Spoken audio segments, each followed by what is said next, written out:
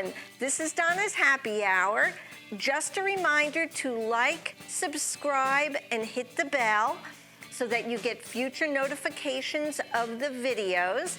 And please leave a comment. Thank you. Have a great day. So then, when did you get into film? So you do, how many years off Broadway? And well, you know, it's like I've concentrated on theater for a big chunk of time. Okay. And then I concentrated on being an artist and really learning about the art world and about how to, you know, put art on canvas and sell it and, you know, all that. And then I also learned vocally just from singing in rock and roll bands over the years too. Oh wow! So I was in two bands, the Dusty Diamonds. Oh, you're kidding! Oh my god! And then my band was the Bliss Tones, and then also Painter Boy, and a couple of. And recently, I've been doing the Laura Fay's soiree with the rock and roll band that I have backing us called Undercover. Oh neat! Oh neat! Yeah. Oh my god!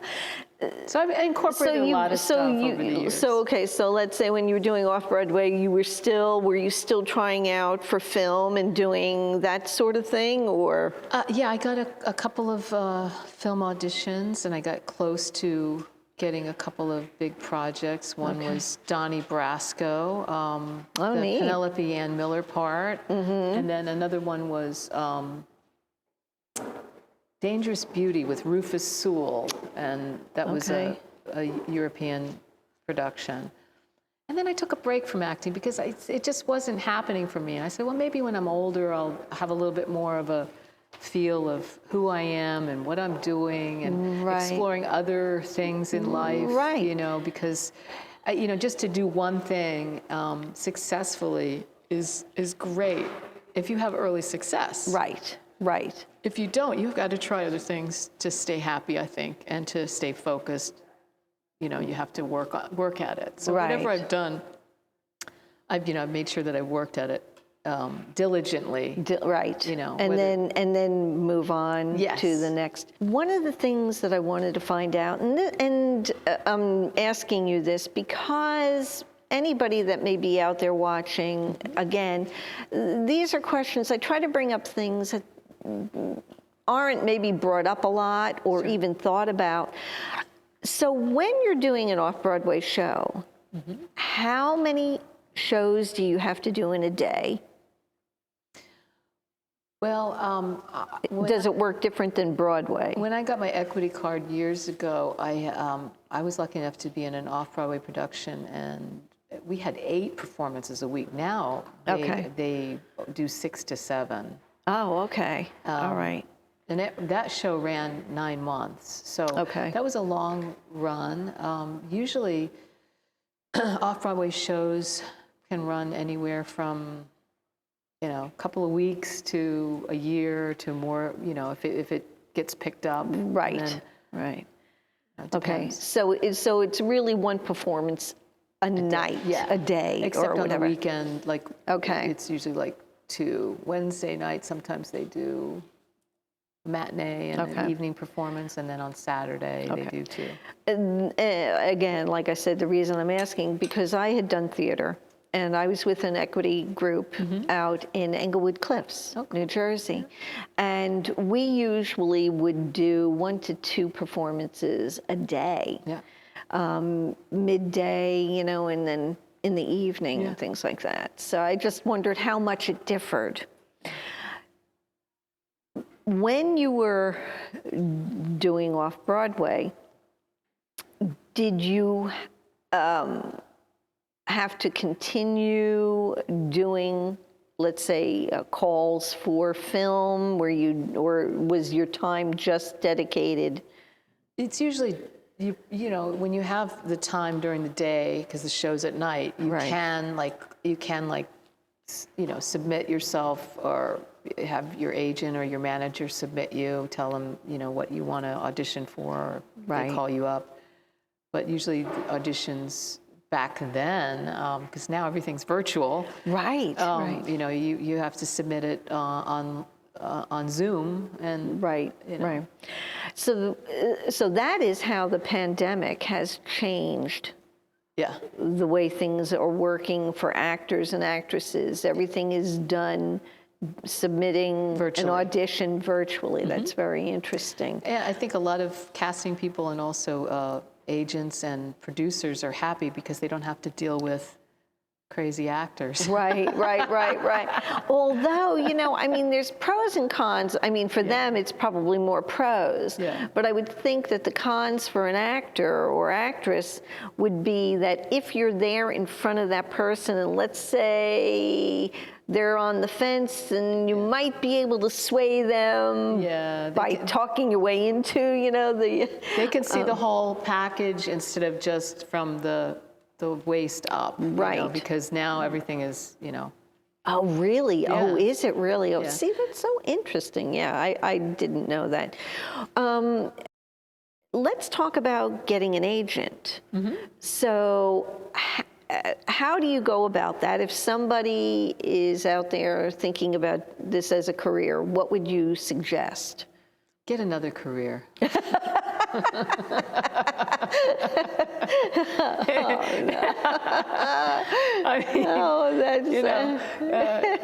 I've always been sort of like a DIY kind of person, right? And I mean, I have a manager now finally, which is nice. All right. Variado talent, and I have a wonderful actors, writers, directors group.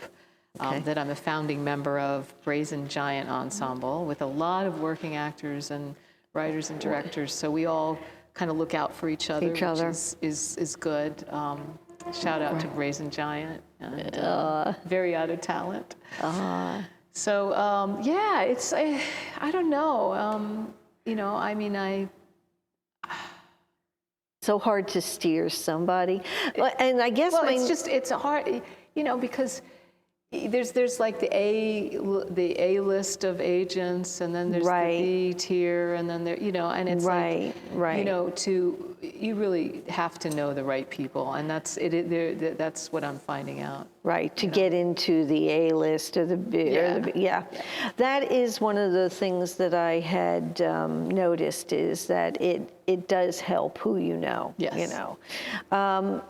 Now, my other question, though, is, since you do film, since you do stage, do you have two agents for that, or is it the same agent that?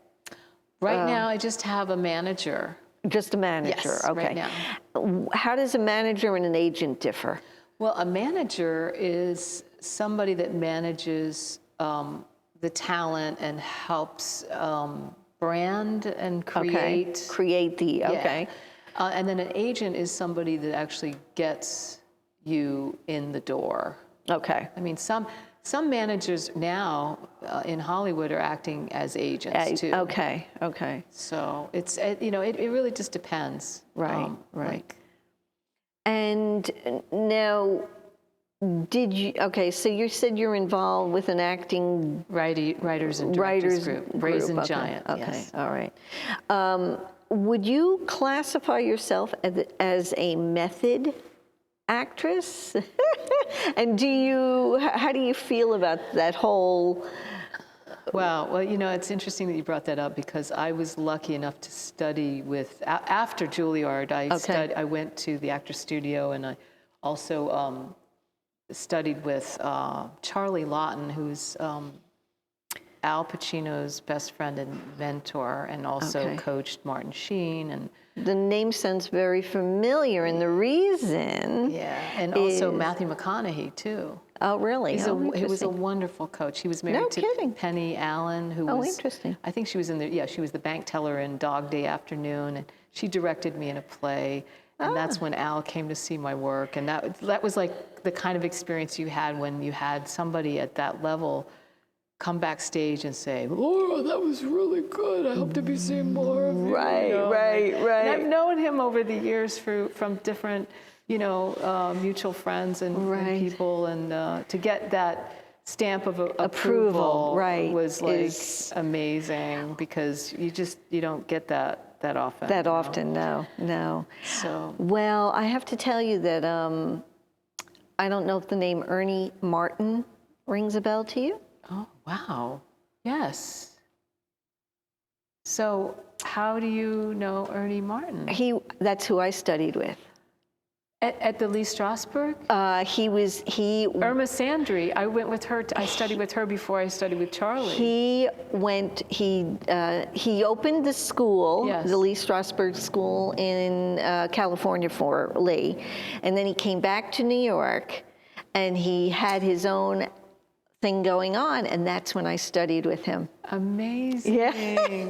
So yeah, we you know, I don't like to put labels on the technique or whatever, because I think you take a little of this and a little of that and you make it your own. But as long as it's authentic, whatever you're doing, it has to be authentic. Yes, yes. He was a great teacher. He really was. I would hear from the other teachers about him. Yes, yeah. And I know Charlie even mentioned him. And he had his own, technique, obviously. Sure. His wife was Ann Wedgeworth. So, yeah. There you go. I would see some of these people at the Actors Studio. You could be an observer. Right, yes. Because if you knew actors that were members. And, right. Somebody else recently contacted me that is over there. Robin Lane, do you know her? That name sounds so familiar. She wants to interview me too. There's a lot of actors and writers that I know over there. That you know over there. And that was the other thing. I was going to audition for the Actors Studio for my 4th time last spring. Wow. And I couldn't because of the pandemic. Of the pandemic. So oh my gosh. I might get another shot. We'll see. At it. Oh, it's so interesting. Well, okay, so I'm really going to blow her mind on this one. Okay. Oh no. So of course, I'm sure since you do off-Broadway, you must know the name John Kander. John Kander. Yeah. Wow. How do you know him? He is my nephew's godfather. Now, John Kander, and I'm just going to tell this, is like the king of Broadway. He has written and done Cabaret, Scent of the Spider Woman, you name it, it's his music. And so, yeah, he's my nephew's godfather. Amazing. Which is, I know, right? So and that's why it's a small world. It is a small world when you really think about it. So now, all right. So we've covered your film. So what are you involved in right now? Well, right now, let's see. I'm back to my visual art and painting. I have another show that is coming up. It's called Homegrown, and it's going to be with some amazing artists. We have Hectad, we have Al Diaz, who was Jean-Michel Basquiat's roommate. Yeah, that name really rings a bell for me. Fantastic artist. Psychedelic. Who else? Anna Lustberg, she's wonderful. She's an amazing animator too. And that's going to be, it's curated by Marcus Glitteris. And he's a wonderful curator. I've been wanting to work with him for a while now. That's going to be on April Fool's Day. Oh. No fooling. No. And I was telling our mutual friend David that I'm happy about doing this show on April Fool's Day because it's my late brother's birthday. So, and I'm also getting my 2nd vaccine shot then. So it's weird how everything's happening at the same time. But I'll be fine because, it's the next day that I have to worry about. It's the next day, right. So that's happening. And where is that going to be? Oh, yes, it's at the Village Works, which is on East 3rd Street and 1st Avenue. Okay, all righty. And what time? From 6 to 9, and the art show will be running for 2 weeks. Okay. But it's on that April Fool's Day. Okay. And do they need tickets ahead of time, or is it tickets, or it's just? It's a socially distanced art event. Like some of the galleries in New York right now, you can go to show openings, but they only let a few people in at a time. Right. But I think it'll be pretty much like that. And it's a large space. They also have music concerts there too, I hear. Oh, interesting. So, oh, wow. That'll be fun.